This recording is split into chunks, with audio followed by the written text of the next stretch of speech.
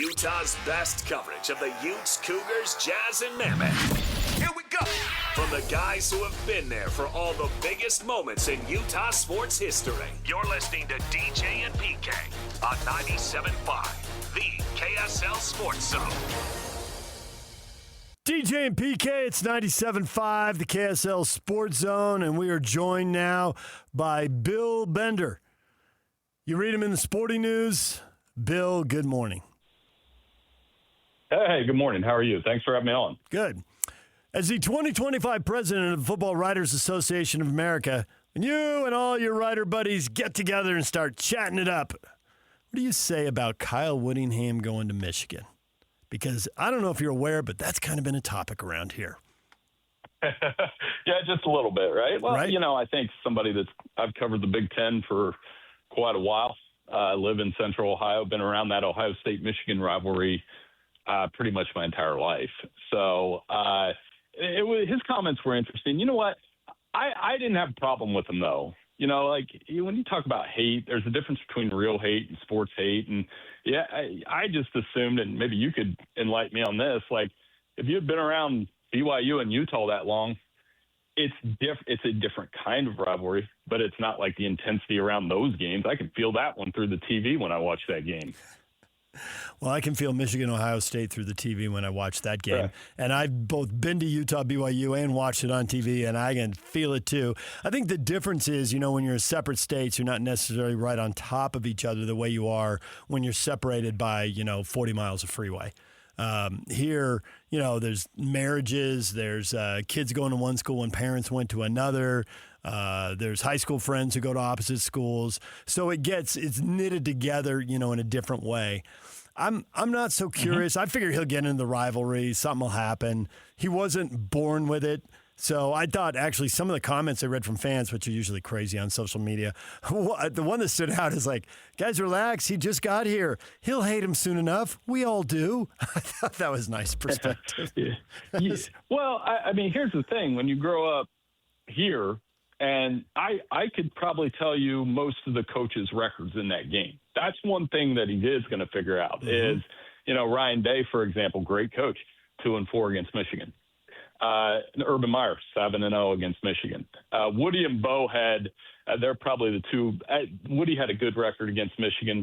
Schembechler had a winning record against Ohio State. But you're defined by that game in a lot of ways. Now, does that change in the 12-team era? I don't know. I think the overall thing with Whittingham at Michigan, however, isn't even about Ohio State. It's about each one of the last 5 years, Michigan, this time of year, we're talking about something that's not football.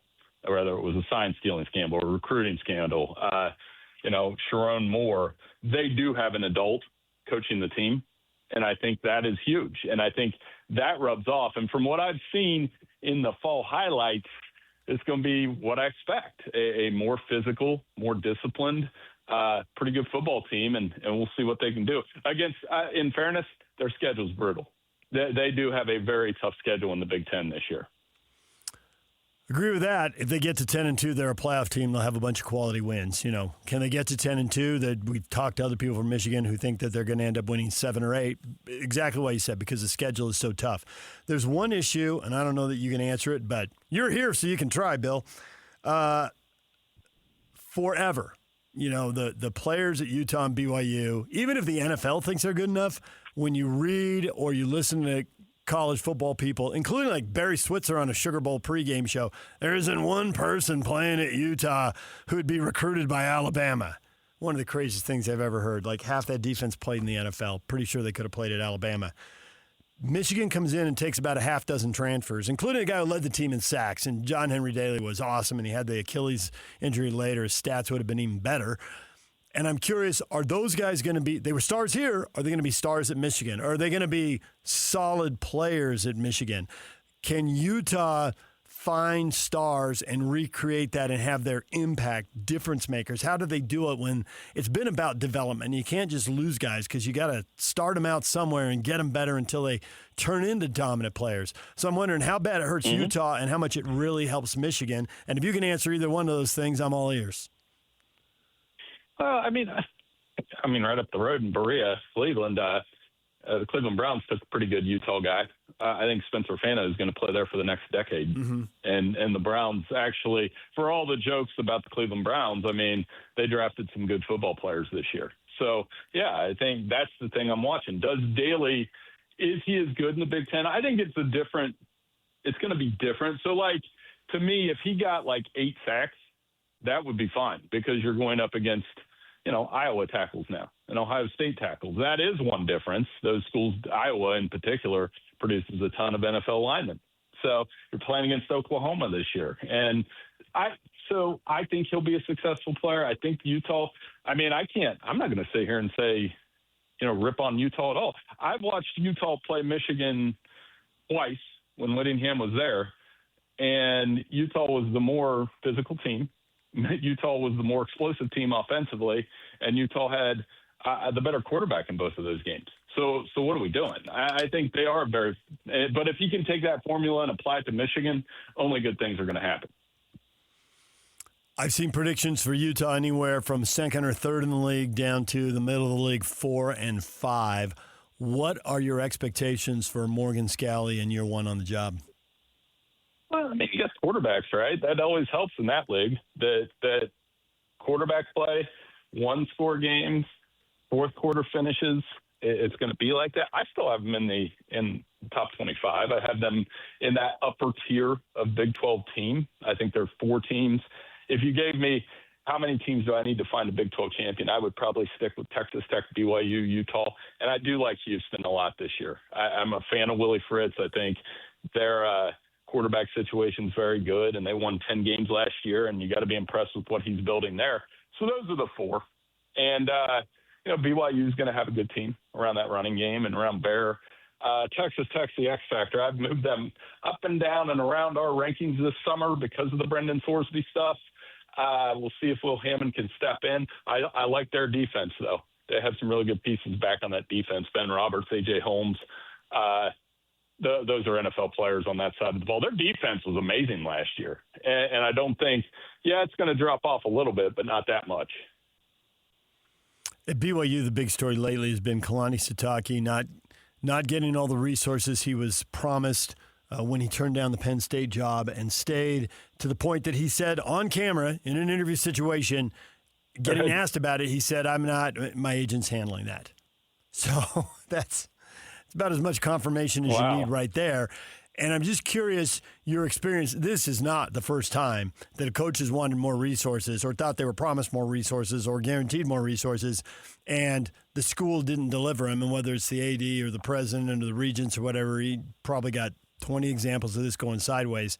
How destructive is that? How easy is that to overcome? How much does it impact the season that's right in front of them?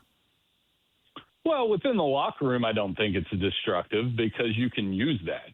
You could say, you can take on that us against the world mentality.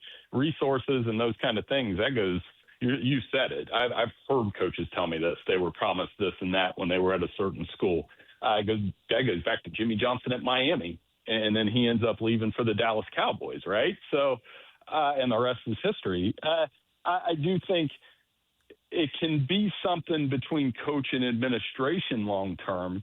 And like if he's saying the agent handle it, you let the agent handle it. I do know Kalani's a really good football coach.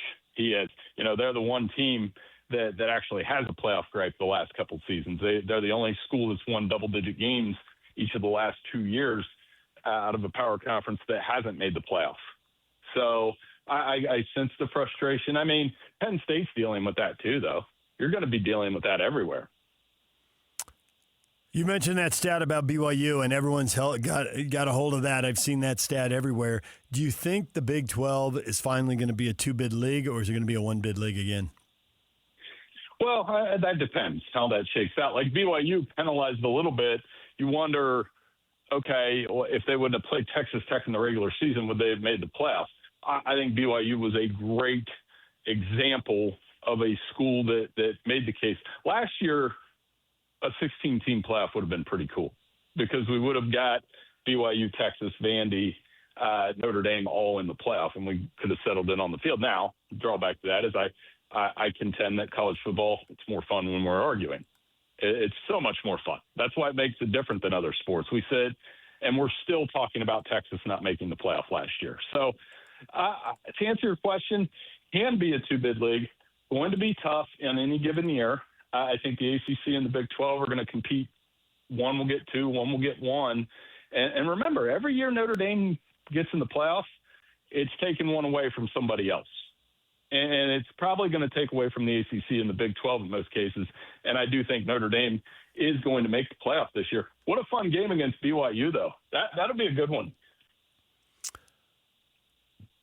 I'm curious what you think of this whole thing. I think a lot of times the TV's impact on college football is big, but it still gets overplayed. But to me, this whole playoff thing, you can't oversell that the SEC versus the Big Ten is really ESPN versus Fox, and who gets to own the whole tournament or who's going to get to bid on it and maybe get half of it. I mean, this to me is just 100% a TV thing. And because of that, do you think it's going to get ironed out, or are they both going to stay in their corners with their TV partners and just stare at each other and we stay with the 12-team playoff? Maybe. I mean, is expansion, is that what we want? I don't want to watch a 24-team playoff. I don't sense, you may sense differently, I don't sense the fans are clamoring for 24 teams at playoffs. I think, if we're going to expand 16 or 20 even would make more sense. But to answer your question, yeah, the TV piece of it drives the bus. These are TV shows now.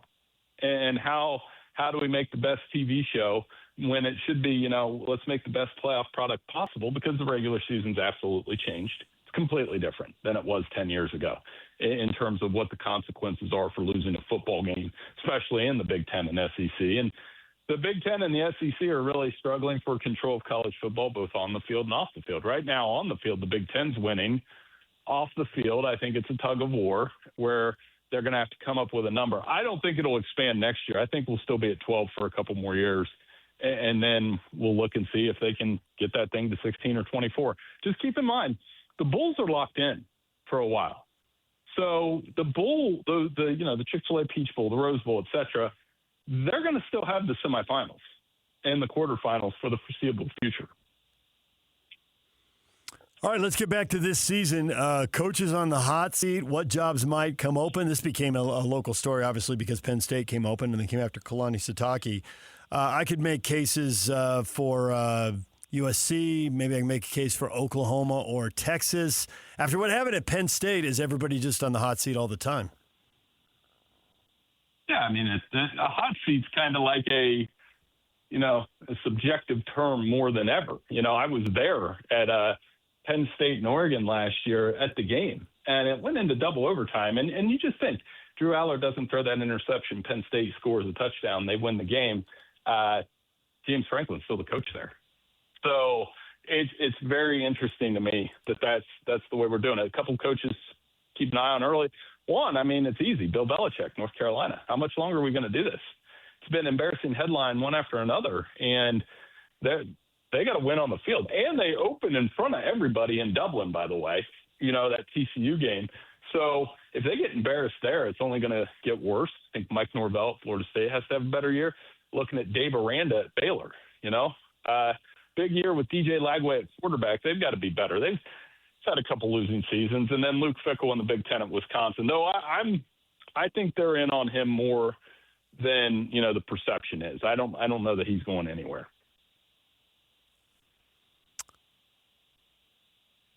The University of Houston, you said you're a big Willie Fritz fan.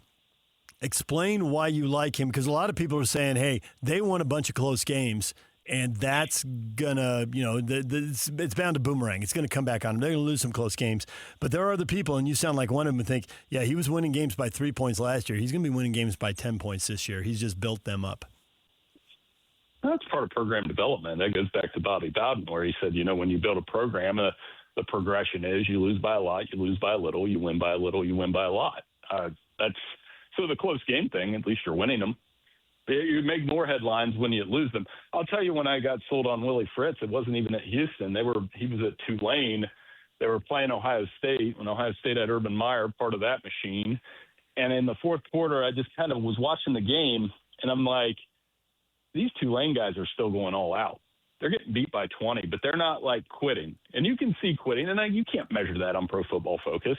So I was like, all right, this guy has them playing hard 4 quarters. I like that. And it progressed at Tulane, and it's progressed at Houston. That means they play hard. He's got good quarterbacks. He's got a good defense. They got Shadre Hurst from Tulane, All-American preseason All-American guard. So I like their offensive line. And maybe some of that luck runs out, but it won't change my opinion of Willie Fritz as a head coach. I think he's a really good one. You haven't mentioned Arizona in the Big 12. Obviously, they've got a quarterback now in his 4th year. He's really been through the fire, right? A season so good, his coach got a job at Washington. A really bad season, they had his coach on the hot seat. Another really good season. So he has done it all there, but they really feasted on turnovers last year, and so can they replicate that again? Do you see Arizona as a dark horse in the Big 12, or you just see them as a nice team that'll win 8 or 9 games or whatever, and there you go? Well, if it's Arizona or Kansas State, which one is it? They could maybe upset that pecking order I was talking about earlier. Noah Fifita, obviously, ton of career touchdowns. That when I was researching them this offseason, I just realized how long he had been there. Yeah. And like you said, it's been ups and downs. I'm like, wow, he's still there. And then Kansas State, same speech with Avery Johnson. Can he, Colin Klein and him combine and make the right moves and offensively to be one of those Big 12 contenders? Those are the 2 schools that I think could peek into there. Arizona certainly got to be a little more consistent, but I still like that top 4 more. I like Houston. I like BYU, Utah, and I've talked about Texas Tech already. So I think that's what you're looking at. But if Fifita, he's a guy, when you're watching them late at night, when he gets hot, they're tough to beat. Is this make or break for Deion Sanders in Colorado this year, the 4th year? It's interesting. I saw that story yesterday about how the TV ratings have dropped, obviously. I mean, no kidding. They were 3-9. So it is a big year. I can't speculate on his health. It sounds like from what he said and what's been reported that he's doing a lot better, which is great news. Now on the field, they need Julian Lewis to be better. They need to be more congruent on both sides of the ball. I think it's a really interesting opener against Georgia Tech. And but I never, I never place win totals on that kind of thing, because you could be 6-6 and get just absolutely nuked in your last 3 games, or you could be 4-8 and compete in your last 4. So it's hard to say what the win total needs to be. I would say they need to get back to a bowl game at least. Yeah. Lane Kiffin, are they going to win big at LSU? He's got a better platform than he's had before. I mean, LSU's done it, right? And Ole Miss hasn't. He took Ole Miss a long way and famously left before the playoff, I know. But if you get past all the sizzle, what does the steak look like? We're going to find out. This is the defining stop of his career. I know we all know what happened last year. No need to rehash that. I mean, but bringing in that many portal players, Sam Levitt coming off the foot surgery. I know Lane Kiffin can coach. I mean, it all overshadowed that Ole Miss was probably some of his finest work. I mean, they had like the 7th best record among Power 4 programs during his tenure, which is incredible at Ole Miss. And I think, to me, I don't want to say honeymoon. It's a poor term, but I would give him some grace this year because it is year 1. And they do have a tough schedule. They play Clemson and Ole Miss and Alabama and Texas and Tennessee. It's a brutal schedule, but he's going to have that every year. I think the real pressure grows going into year 2 and year 3 because the expectation has to be Ole Miss went to the semifinals last year. LSU's been to the playoff 1 time.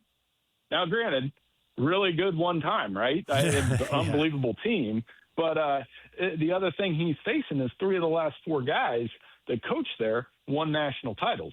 So the expectation isn't a semifinal. They're going to expect Lane Kiffin to deliver a national title. Bill, we'll leave it right there. We know you got to run. Appreciate the time. Thanks for talking college football with us.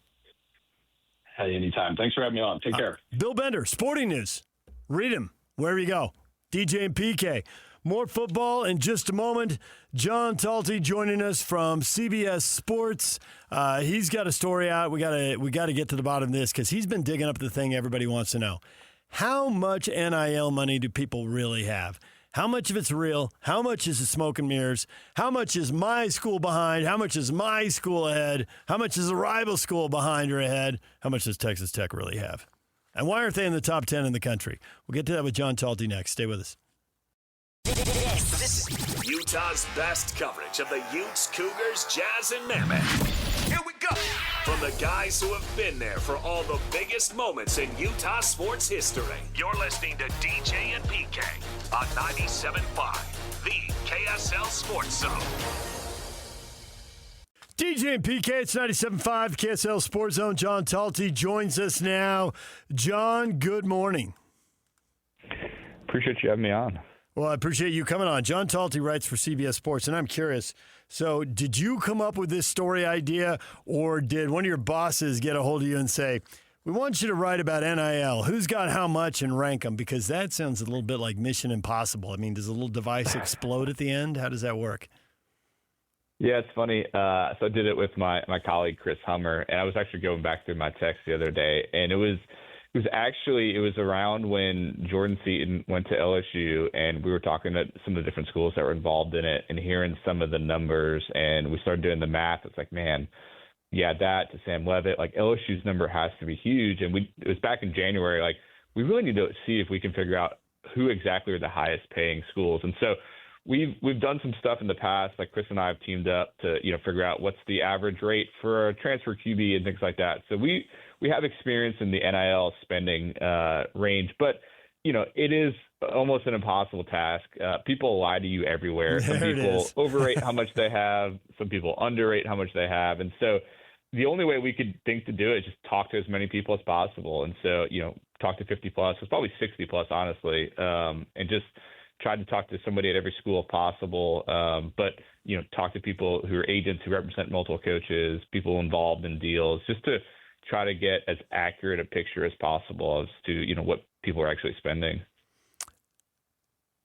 At the end, it seemed like when you came up with your top 10, it wasn't that big a surprise. I was more interested in the numbers and in the gaps, but who has the most money? Well, it's the best teams in the Big Ten and the SEC. Thank you, Captain Obvious, right?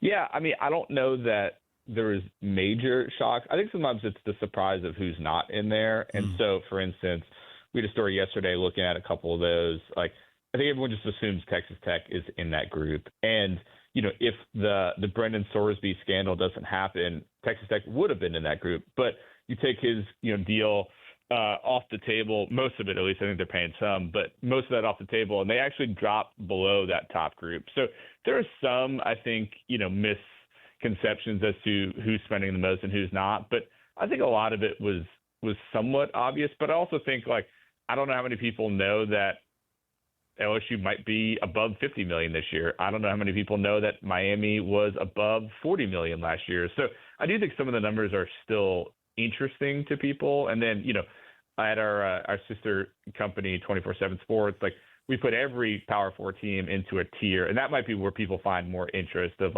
wait, there are that many Big 12 teams below 20 million, stuff like that, which I think, none of that's really been reported before. So, obviously, there's a lot of interest in the Big 12 here. So, Texas Tech, what's their neighborhood? And then how far back is it to everybody else? Yeah, they're in the $30 million neighborhood. And, again, if Sorsby was there, they would be high 30s. So, they're low 30s.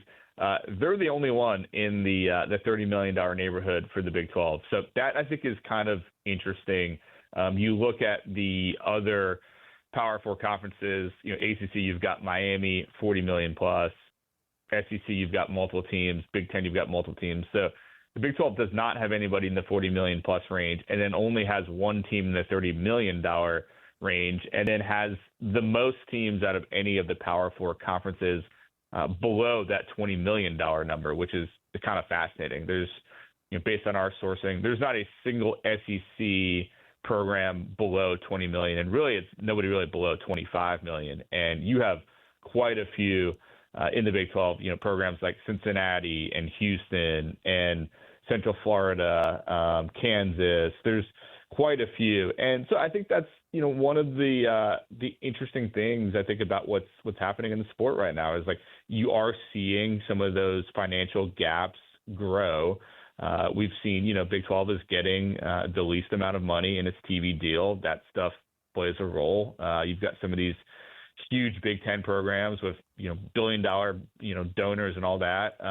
Not that the Big 12 doesn't have some of those. Of course they do. But you're just seeing more money flood in, I think, to the Big Ten and SEC. And it plays a role in what we see on the field. I mean, you look at the preseason rankings, like top 2 teams are in the Big Ten. You've got multiple SEC teams in that top 8 or so, and you're not seeing a Big 12 team there. And so sometimes it's obvious, but yeah, if you are spending a lot more money than some of your competition, you might be better. And we're seeing in the Big 12, their spending just is not matching the rest of the Power 4. Did you come away with a new appreciation for some coaches saying, hey, you're really doing more with less?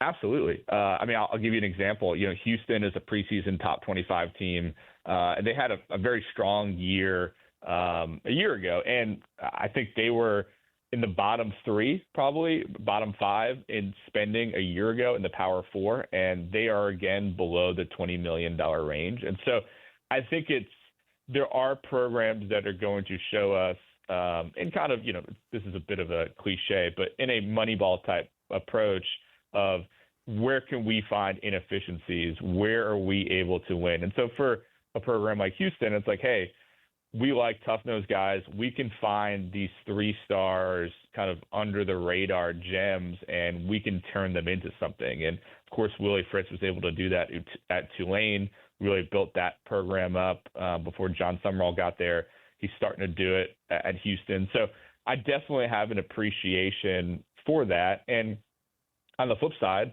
especially now that we know some of these big numbers, like I think those programs need to be held accountable. At the end of the year, if you spent $35-40 million on your roster and you go 7-5, like that's a problem. And so I think we're going to see more of that accountability on return on investment of, wow, this program really exceeded what we think they spent. And on the flip side, this program really disappointed relative to the spending that we believe they did in 2026. Is that what happened at Penn State, and is that what could happen at USC, or am I out of bounds here? Yeah, USC is certainly an interesting one.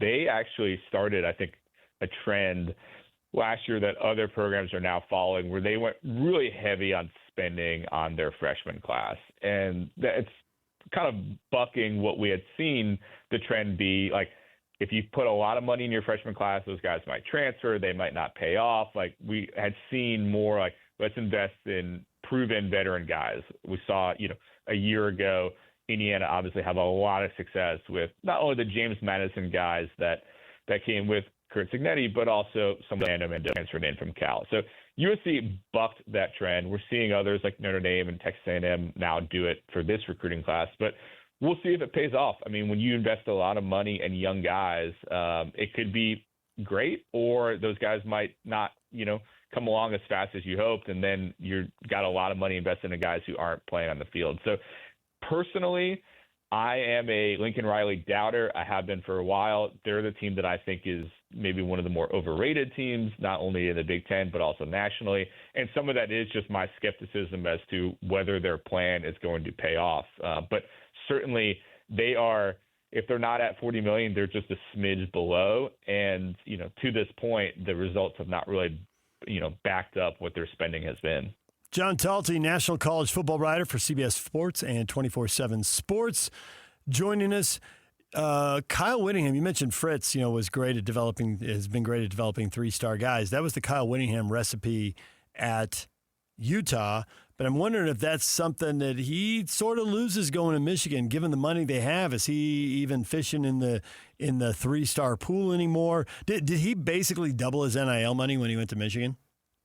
They have quite a bit, yeah. If it's not quite double, it's probably pretty close. And obviously, it's well established. They spent a ton of money to get Bryce Underwood, and one of the most historic 8-figure deals that we've ever seen a high school kid get to go to college. So they have a lot of money invested in that program as well. But yeah, I'm also personally interested. You could probably say the same thing about Matt Campbell, frankly, at Penn State, where Iowa State did not have a very strong NIL program. almost to the point people have told me that like Matt almost kind of liked it. Like, I don't really have to think about it. Like, yes, I have things that I'd like to have, but also like I'm not getting the pressure of having a lot of NIL money. So how do they adjust? Do they keep doing what they've been doing, or do you kind of start shopping in a new aisle? So we'll see how that works. But I mean, I'll give you a kind of a similar example. Like Indiana, after the success that they've had this past year, like they started telling agents and others, like, listen, like that guy worked for us in the past, but like we don't need to take that guy anymore. We're going for higher guys. So that's what I think you'd like to see with Kyle and Matt at Michigan and Penn State respectively. And we'll see, what they can sign and also the portal classes that they're able to add. But certainly they have way more money at their disposal than they've been used to, and allows them to attract a different caliber kid than maybe they've been able to get in the past. Can you really follow the money in the Big 12? I mean, essentially BYU and Utah were teams 2 and 3 last year. BYU's sitting here with these double-digit win teams that haven't gone to the playoffs, and nobody else in the power conferences can say that. Financially, are they basically 2-3, just a long way behind Texas Tech, or is there somebody else underperforming their number, or maybe Utah and BYU are outperforming their numbers?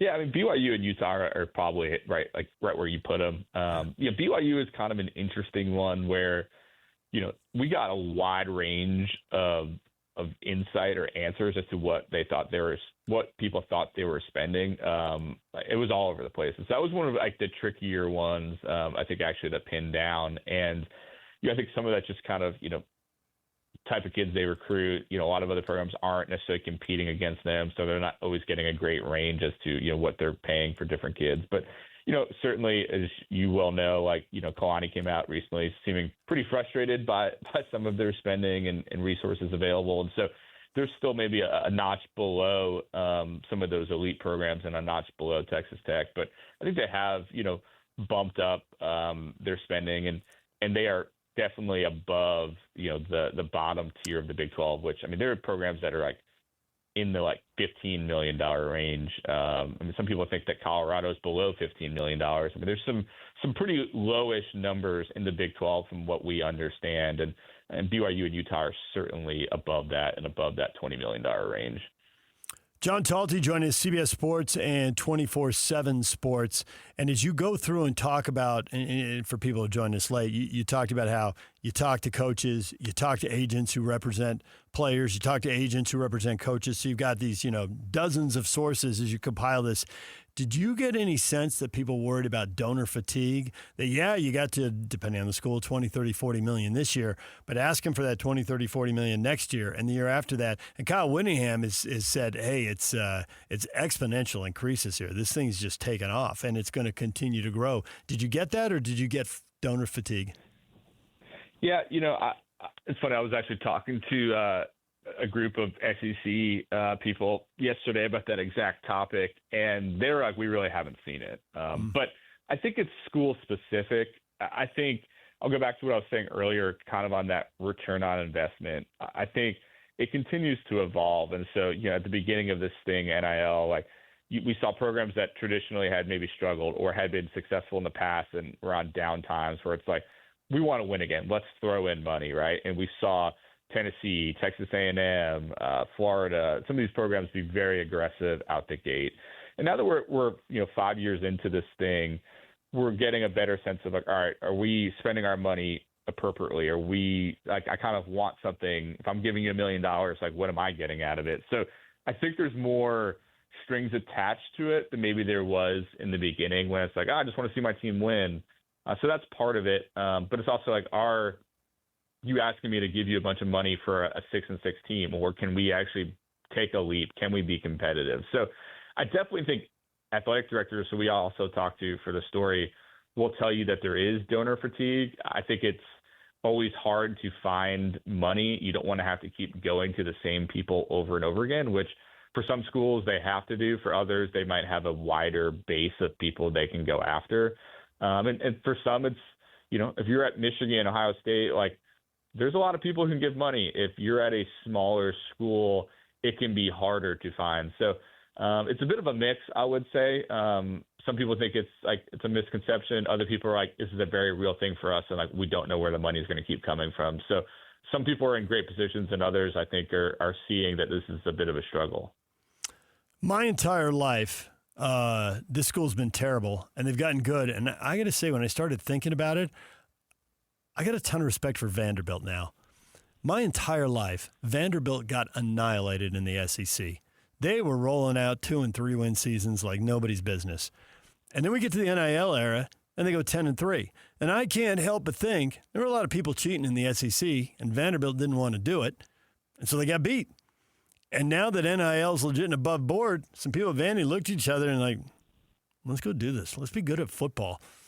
Is that an oversimplification, or is that what's happened at Vanderbilt in the last 5 years versus 50 years prior to that? Yeah, no, I think there's definitely truth to that. I think it's a combination of things. They've certainly invested a lot from like an institutional level. Like they used to have the worst facilities by far in the SEC, like disgusting stuff. And they have pumped in hundreds of millions of dollars and like making that better, making it a place that people want to come to. And having Nashville as a place to help attract players is certainly very attractive. So I think that was part of it. Like the school had to decide, we're not too good for football. It actually would be good for us to invest in football in terms of attracting students and things like that.